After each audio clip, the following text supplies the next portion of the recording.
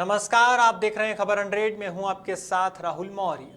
आइए रुख करते हैं इस वक्त की बड़ी खबरों की ओर, लेकिन उससे पहले एक नजर हेडलाइंस पर। मध्य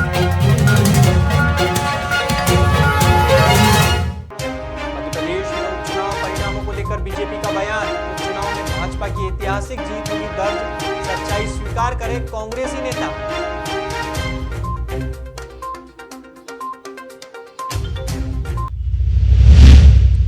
बीजेपी नेता कैलाश विजयवर्गीय ने दी बधाई। प्रदेश व देशवासियों को कहा हैप्पी दिवाली। पुश्तैनी दुकान पर पहुंचकर की पूजा अर्चना। कांग्रेस नेता सत्यनारायण पटेल पहुंचे इंदौर। कांग्रेसियों ने कांग्रेस कार्यालय पर किया भव्य स्वागत। कई कांग्रेसी नेता और कार्यकर्ता रहे मौजूद।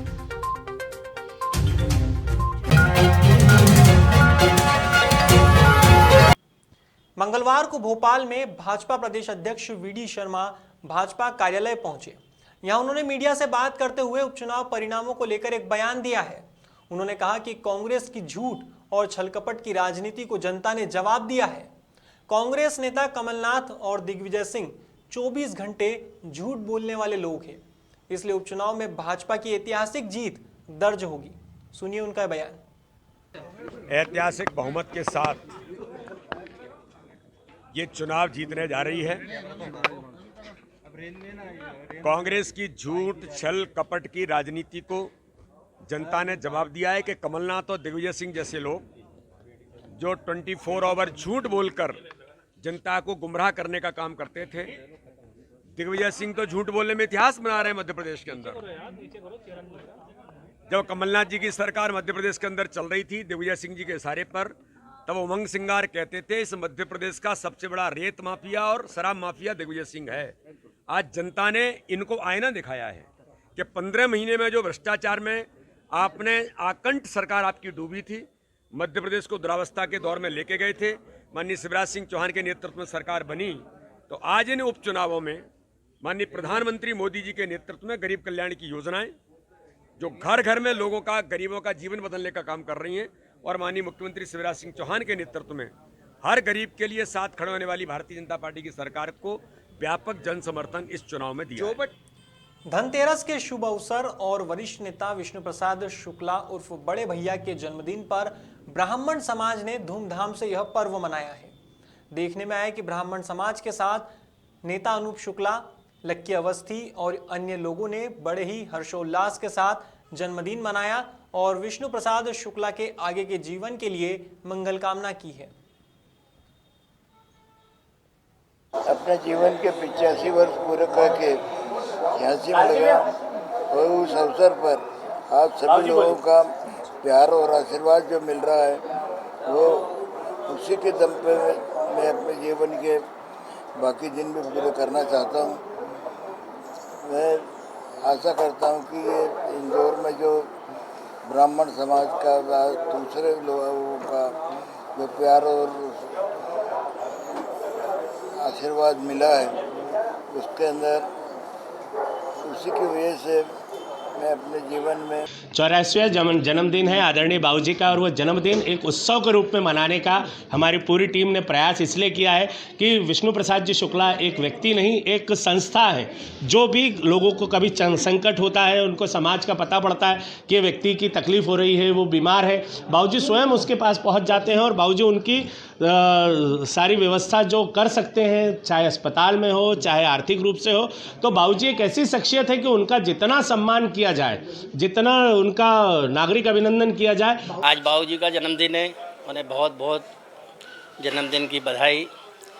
बाबूजी ने ब्राह्मण समाज के लिए जो भी किया है वो इंदौर और प्रदेश के लोग सभी जानते हैं। समाज की सेवा बरसों से करते चले आ रहे हैं और आज भी उसी जज्बे के साथ समाज की सेवा करते हैं। मध्य प्रदेश में उपचुनाव के परिणामों को लेकर सरकार और विपक्ष के बीच आरोपों का दौर चल रहा है। मंगलवार को प्रदेश के मुखिया शिवराज सिंह चौहान ने कांग्रेस नेता कमलनाथ के 4 सीटें जीतने के दावे पर तंज कसा है। दरअसल बीजेपी कार्यालय पर मीडिया से बात करते हुए उन्होंने कहा कि कमलनाथ जी सच्चाई स्वीकार करें और हार को बर्दाश्त करें। सीएम की माने तो आदिवासी लोगों का आशीर्वाद बीजेपी को मिल रहा है, इसलिए उपचुनाव में बीजेपी की जीत पक्की है और कांग्रेस यह हार स्वीकार करे कि वो चारों सीटों जीत रहे हैं और अब लगा कि 3 में पीछे हैं तो वो आरोप लगाने लगे। जब मैंने कहा कि पृथ्वीपुर में, मैं फिर कह रहा हूं, गोपाल जी विश्वास जी यहाँ पे है, हमारे कार्यकर्ताओं के साथ मारपीट हुई, खुले रिवाल्वर लेके, बाद में केस दर्ज हुए, पकड़े भी गए, लेकिन कांग्रेस के असामाजिक तत्व घूमे। तब जब मैंने ये कहा तो कमलनाथ जी कहते थे वो हार के डर के कारण कर रहे हैं, और आज उनके स्वर बदल गए। मैं तो उनसे यही आग्रह करूंगा कि सच्चाई स्वीकार करें। हर साल की तरह इस साल भी धनतेरस के मौके पर बीजेपी के राष्ट्रीय महासचिव कैलाश विजयवर्गीय अपनी पुश्तैनी दुकान पर पहुंचे। यहां किराना दुकान पर उन्होंने ग्राहकों को सामान भी दिया और पूजा अर्चना की। इस दौरान उन्होंने कहा कि मोदी जी के नेतृत्व में देश विकास कर रहा है, वहीं दुनिया की दौड़ में देश आगे बढ़े, ऐसी शुभकामनाएं कैलाश विजयवर्गीय ने दी है। साथ ही पत्रकारों को भी धनतेरस सहित दीपावली की बधाई दी है। पहले तो दीपोत्सव की सबको बधाई देता हूँ, शुभकामनाएं देता हूँ।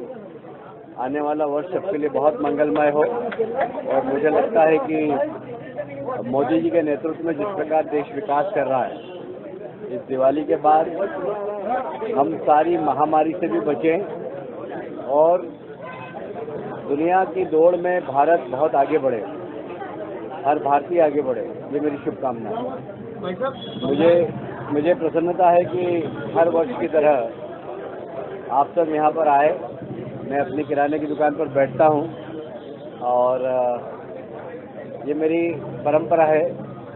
मेरा जन्म और किराने की दुकान एक साथ हुई है, तो लगभग 60 साल से ऊपर हमारी दुकान को हो गया, और मैं हर वर्ष यहाँ बैठता हूँ। मैंने अपनी छात्र राजनीति की जब भी दुकान पे बैठता था, युवा मोर्चे की राजनीति की जब भी दुकान पर बैठता था, मंत्री रहा जब भी दुकान पर बैठता था, और आज महामंत्री हूँ तब भी दुकान पर जरूर आता हूँ धनतेरस और चौदस को। मंगलवार को कांग्रेस नेता सत्यनारायण पटेल इंदौर पहुंचे।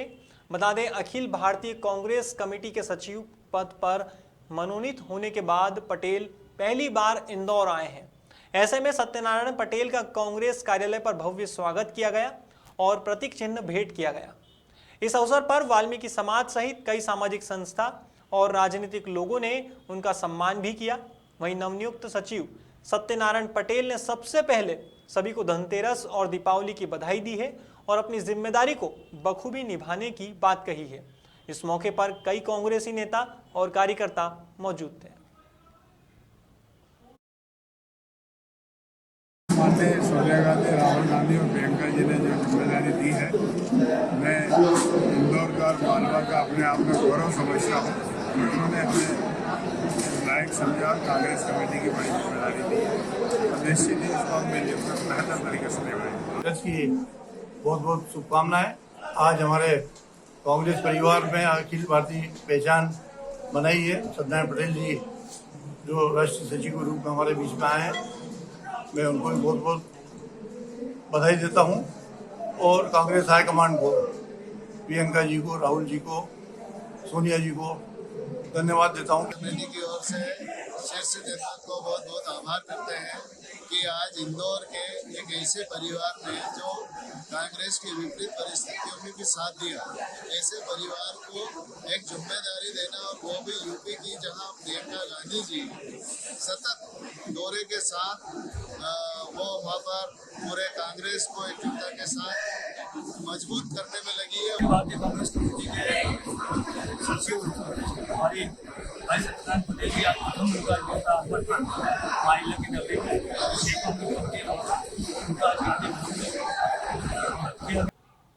फिलहाल खबरों में बस इतना ही, लेकिन खबरों का सिलसिला जारी रहेगा। आप देखते रहिए खबर 100, जनता की बुलंद आवाज।